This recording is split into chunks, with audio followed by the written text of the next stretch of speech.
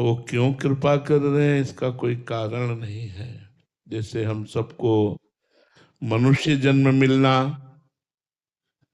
मनुष्य जन्म में भी बुद्धि प्रधान स्वस्थ शरीर, साधु समागम, वृंदावन धाम आना, संत समागम करना, भजन करना, भगवान से जुड़ना, मुझे तो सब केवल अहेतु की कृपा ही दिखाई देती है।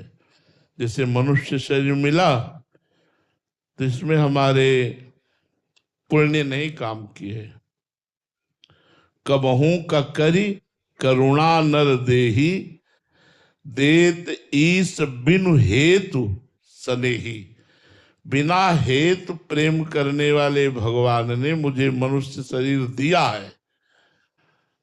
वो इसलिए दिया है कि हम साधन भजन करके अपना कल्याण कर लें।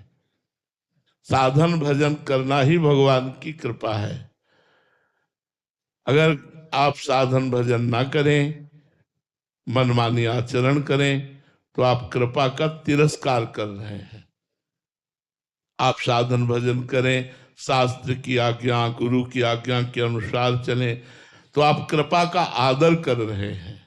और जितना कृपा का आदर करेंगे, तो हमारे शास्त्रों में लिखा है, जो प्रतिपल ऐसा अनुभव करता रहता है, मेरे ऊपर भगवान की विशुद्ध कृपा है, बहुत कृपा है।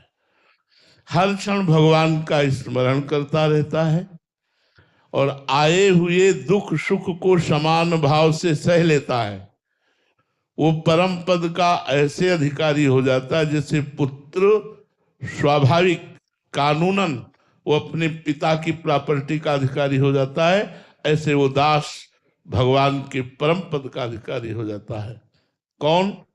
जो प्रतिपल कृपा मनाता रहता है, प्रतिपल भगवान का स्मरण करता है और आए हुए विपत्ति या संपत्ति, सुख या दुख, मान या अपमान, उसको सहज भाव से सह लेता है।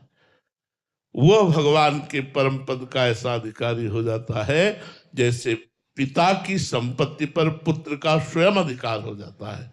इसलिए हम हर क्षण अहेतु की कृपालु भगवान की अहेतु की कृपा का आश्रय लेकर खूब नाम जप करें, शास्त्र के अनुसार आचरण करें और उनको भगवान को समर्पित कर दें। इससे हमारा कल्याण हो जाएगा। श्याम कुमार जी, गुड़गांव से। महाराज जी, आपने अपने प्रवचन में कहा है कि एक साधु को अपने समस्त कर्म प्रभु को समर्पित कर देने चाहिए, किंतु यदि किसी साधक के मन में यह दृढ़ विश्वास हो कि उसके सभी कर्म गुरु कृपा से हो रहे हैं, उसमें स्वयं में कोई सामर्थ्य नहीं है, तो क्या वो अपने समस्त कर्म गुरु को समर्पित फिर भी करे? करते रहो जब तक स्मृति है कर्म की, तब तक। तो जब स्मृति ही नहीं कर्म की स्वयं हो रहा है, और जब तक स्मृति की कर्म मेरे द्वारा कराया जा रहा है, तो जो करा रहा है उसी को समर्पित है। हम एक मुनीम की तरह काम करें, मालिक प्रभु को माने, तो उनका तो है, लेकिन रजिस्टर तो सामने रखते ही हम जाके। पूरे दिन की कमाई, पूरे दिन का कार्य प्रणाली, पूरे दिन की आय व्यय, जैसे मुनीम अपने मालिक के सामने रखता है, ऐसे आप अपने ठाकुर जी के सामने रखिए, अपने गुरु जी के सामने रखिए। हे प्रभु, सुबह इतने बजे उठा, ये किया, वो सब आपको समर्पित। ये नौकरी की, ये व्यापार किया, वो आपको समर्पित। जो धन मिला वो आपको समर्पित। नाथ, आज की संपूर्ण दिनचर्या आपके सामने है। ये फिर प्रणाम करके शयन करने गए, सुबह उठे तो शयन को भी समर्पित कर दिया। फिर दिनचर्या, ऐसे समर्पण से एक दिन आप समर्पण भूल जाएंगे और स्वयं समर्पित हो जाएंगे। स्वयं समर्पित हो गए तो जैसे बिका हुआ मालिक का सर्व वैभव अपना ही मानता है, जो घर का दास होता है। जो रुपया लेने वाला दास होता है वो बाहरी होता है। जो घर का दास होता है, घर का सदस्य जैसा वो होता है, तो मालिक की सारी संपत्ति उसी की होती है। वो ये नहीं कहेगा मेरे मालिक की है, वो कहेगा हाँ बोलिए क्या काम है, मैं हूं। तो क्योंकि वो घर का है, घर का निज जन है, घर का दास है। तो जब स्वयं समर्पित हो जाता है तो घर का दास हो जाता है, तो उससे जो क्रियाएं होती है सब भगवान के लिए स्वतः पहुंच जाती है, उनको समर्पण करने की जरूरत नहीं होती। जब तक कर्ता भाव रहता है, अहम रहता है, स्मृति कर्म की रहती है, तब तक समर्पण करते रहना चाहिए। नवीन शर्मा जी फरीदाबाद से। राधे राधे महाराज जी। गुरुदेव तुलसीदास जी महाराज जी कहते हैं कि उमा कहूं मैं अनुभव अपना, सत हरि भजन जगत सब सपना। महाराज जी स्वप्न देखने वाला कौन है, क्योंकि ईश्वर तो सदा आप चैतन्य स्वरूप और जागृत है। आप स्वप्न दृष्टा आप है। आप इस स्वप्न को आप देख रहे हैं मन के नेत्रों से। मन के नेत्रों से आप देख रहे हैं और मन इस समय मोहांध हो रहा है, मोह निद्रा में सो रहा है। अगर वो जग जाए तो जो जागृत अवस्था है तो नाना तो हट जाएगा, केवल परमात्मा दिखाई देगा। जाने सो तबहि जीव जग जागा, जब सब विषय विलास विरागा। संपूर्ण भोगों से वैराग्य हो गया, परमात्म स्वरूप में स्थित हो गया।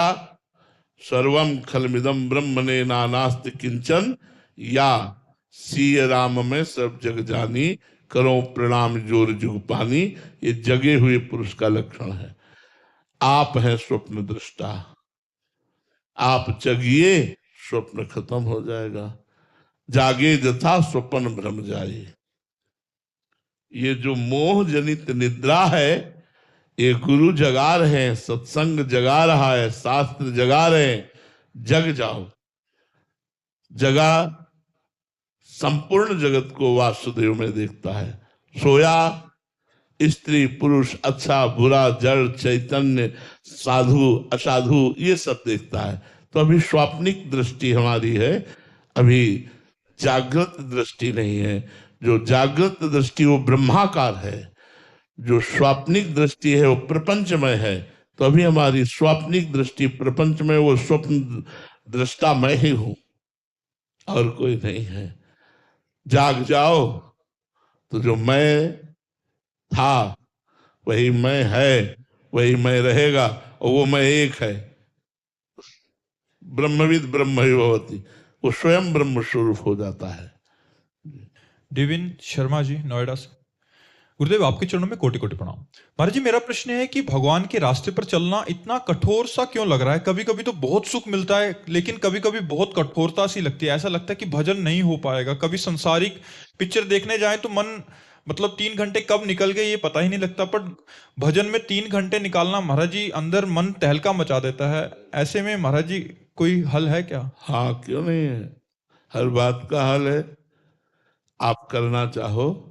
देखो, आपके अंदर सुख बुद्धि हो गई फिल्म में, आपने पहले सुख बुद्धि की है, जबकि उसमें कहाँ सुख है, क्या सुख है? आप सब जानते हैं फिल्म झूठी होती है। एक झूठी मन गढ़ंत बात को दिखाया जाता है। ना उसमें मरना सत्य, ना उसमें जन्मना सत्य, ना उसमें मिलना सत्य, ना बिछड़ना सत्य, ना उसमें कहानी कोई, सब असत्य दिखाया जाता है। एक झूठे संसार में और डबल झूठा। और आप पैसा दे के देखने जाते हैं, क्यों? क्योंकि आपकी सुख बुद्धि है। यदि भगवान के भक्तों के संग से, भगवान के प्रेमी संतों के संग से आपकी सुख बुद्धि नाम में हो जाए, भगवान में हो जाए, तब भजन में रंग आता है। अभी सुख बुद्धि भोग में है, सुख बुद्धि रुपए में है, सुख बुद्धि मान में है, सुख बुद्धि संसार में है। नहीं तो आपसे सच्ची कहते हैं, कुछ मन नहीं चलेगा संसार के किसी भी खान पान दृश्य देखने। स्वाभाविक जो हो रहा है, क्रिया हो रही, खा रहा है, पी रहा है, हंस रहा है, बोल रहा है, बैठ रहा है, वो नहीं है। वो तो अपने प्रभु में है। खाते पीते उठते बैठते चलते फिरते, क्रियान्वित या निष्क्रिय, हर अवस्था में भगवदाकार वृत्ति बनी रहती है। क्यों? क्योंकि वह भगवान में सुख को पाया। अभी आपने पाए नहीं तो मान लीजिए संतों की बात कि संसार दुखालयम है, सुख भगवान में है। और जबरदस्ती मन को लगाइए, एक दिन वो लग जाएगा। आप जैसे प्रश्न कर रहे हैं, एक दिन एक महात्मा से एक शिष्य ने प्रश्न किया, आपसे 18 वर्ष हो गए दीक्षा लिए, मुझे कोई लाभ नहीं मिला, भरी सभा में। उनका जपते हो जो मंत्र दिया था? बोले हाँ जपता हूं। क्या? का राम राम राम, जो आपने बताया था। बोले ऐसा करो, 24 घंटे के लिए तुम्हें हमारी कसम है, 18 वर्ष से जिसने